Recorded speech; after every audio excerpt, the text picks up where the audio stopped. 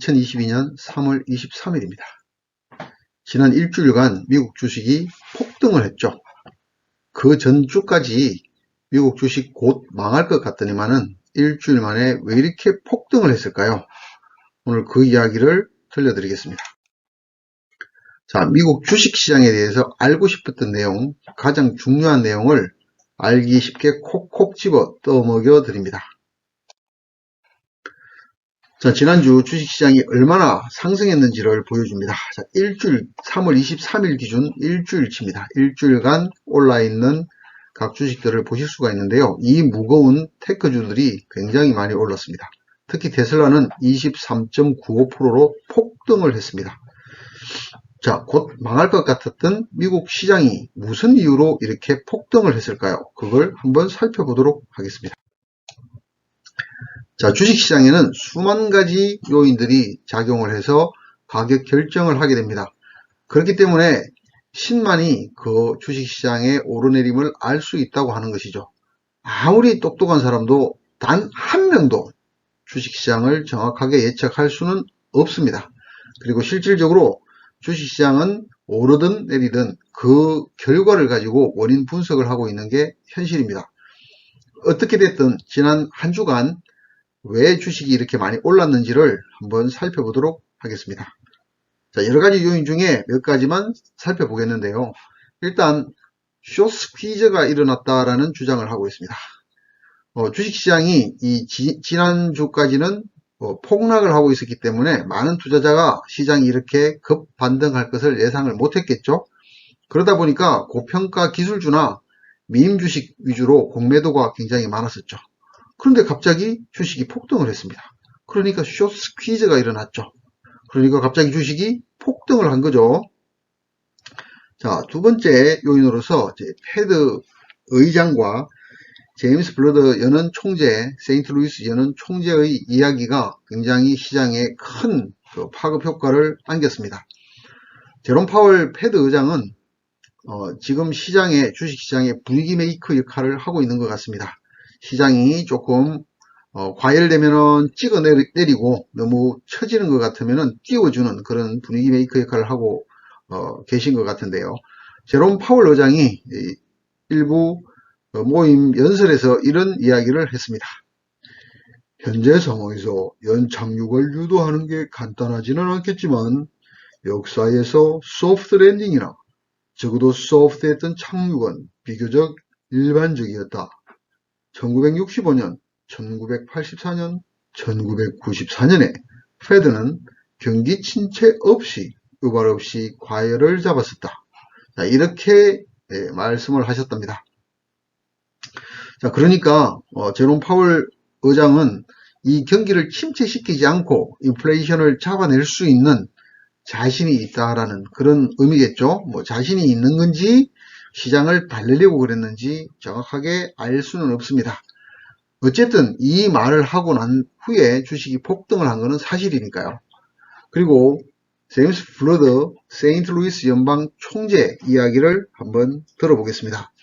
이분은 평상시 우리 주식 서학개미들한테 시장을 망치려는 행동을 하려는 사람처럼 보이는 약간 밉상인 그런 이미지를 갖고 있는 분인데요. 이분도 이런 이야기를 했습니다. 공격적 금리 인상하여 경제 활동을 약간 제약하는 수준까지 올리더라도 연착륙 가능할 것이다.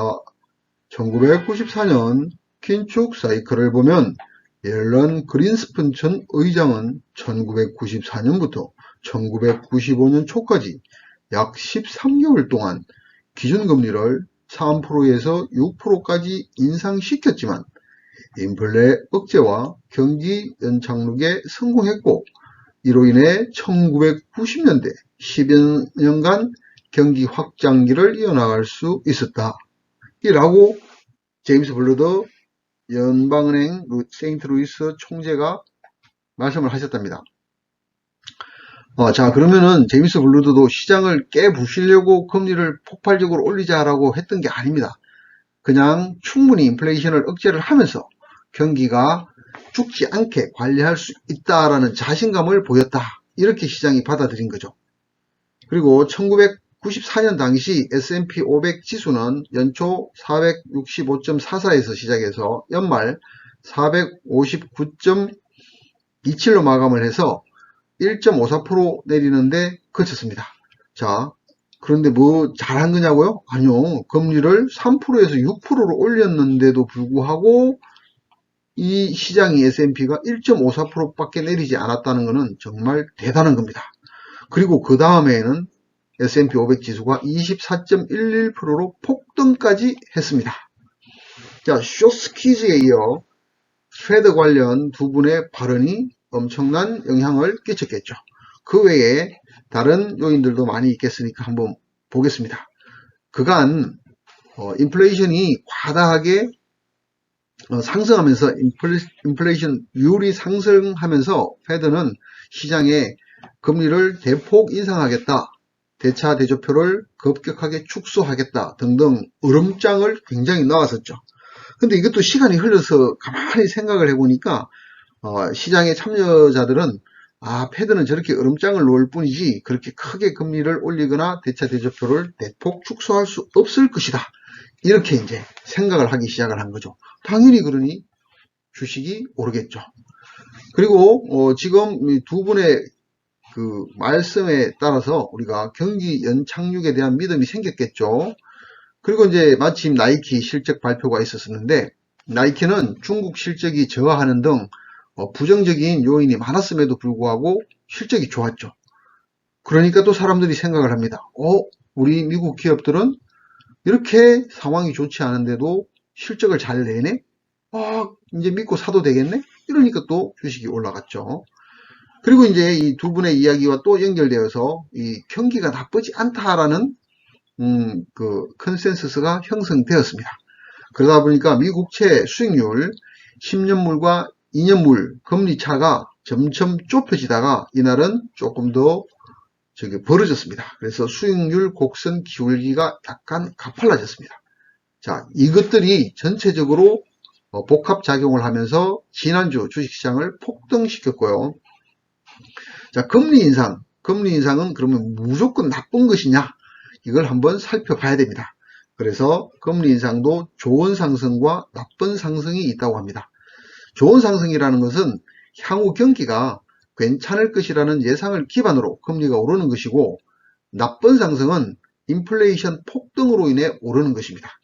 최근에 이 경기가 괜찮을 것이라는 기대가 작용을 해서 금리의 상승을 유발했다라는 의식이 자리를 잡으면서 이것도 주식 가격 폭등에 일조를 했다고 보시면 되겠습니다.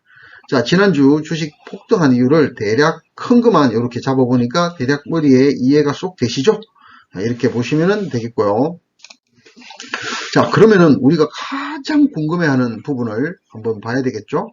지금 미국 주식시장이 하락은 멈추고 상승만 남았을까? 자, 저도 상승만 남았으면 참 좋겠습니다. 저도 저의 많은 그 자산을 미국 시장에 밀어넣고 있는 상황이라 상승을 누구보다 애타게 기다리고 있지만은 세상 일이 꼭 그렇게 되기에 하겠습니까? 자, 지금 이 그래프는 미 국채 10년물과 2년물 금리차가 역전되면은 경기 침체가 와서 주식이 폭락했던 역사들을 보여주는 그래프입니다. 자, 여기에 보시면은 회색으로 되어 있는 막대가 경기 침체 구간입니다. 그리고 이 그래프, 오르내리는 그래프는 10년물과 2년물 금리의 차이입니다. 이게 0 이하로 떨어졌다는 것은 오히려 10년물 금리보다 2년물 금리가 더 높았다는 거죠. 있을 수 없는 이야기지만 역사적으로는 종종 이렇게 일어납니다.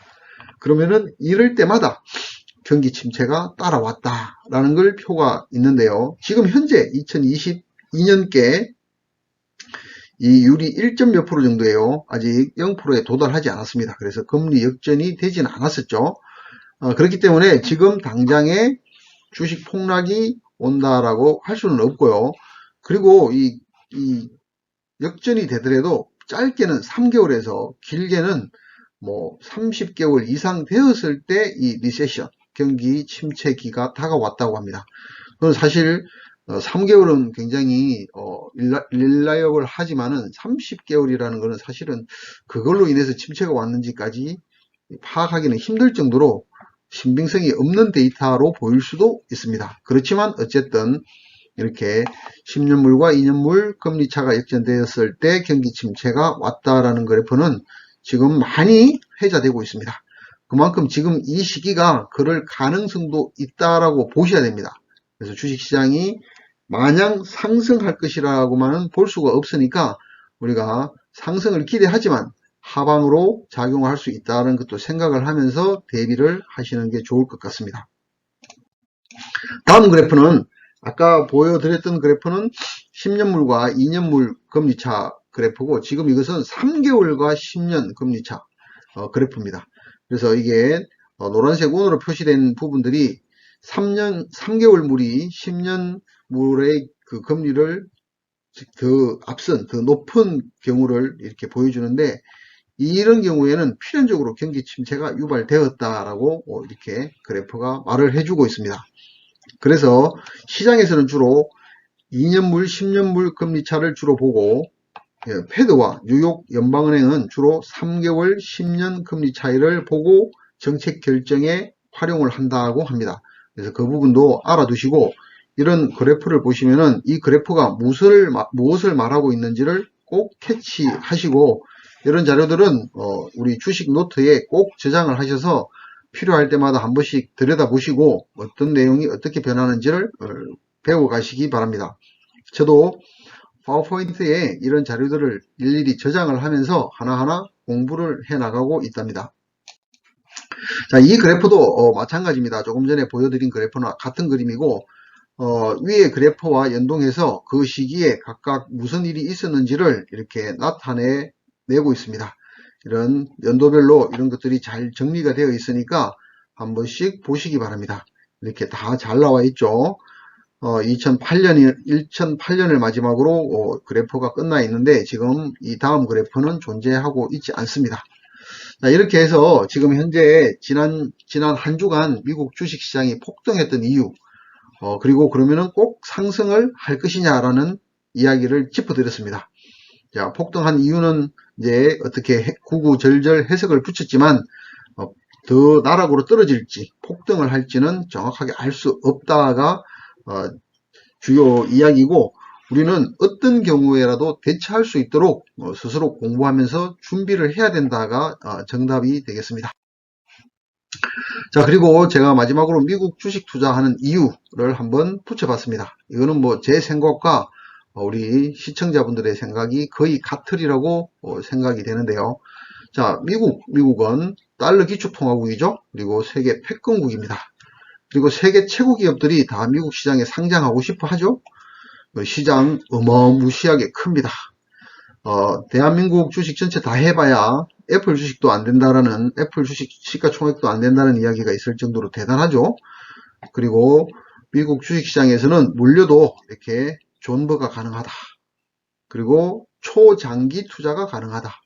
결국은 미국 주식시장은 우상향할 거기 때문에 초장기 투자가 가능하다. 이렇게 정리를 하고 대한민국 주식시장에는 일부 남아있지만은 대부분의 자산을 저는 미국 주식시장에 투입을 해서 운영 중입니다. 그리고 저도 누구보다도 많이 주식시장이 상승하기를 기대하고 있습니다. 왜냐하면은 제 자산이 다 거기에 있으니까요. 그렇지만 항상 주식시장은 변동폭이 크고 출렁거릴 수 있기 때문에 우리는 출렁거릴 시기까지 대응을 하면서 주식 투자를 해 나가야 되겠습니다. 자, 여러분께서도 미국 주식 투자 안전하고 즐겁게 하시고 성공 투자 하시기를 기원 드리겠습니다.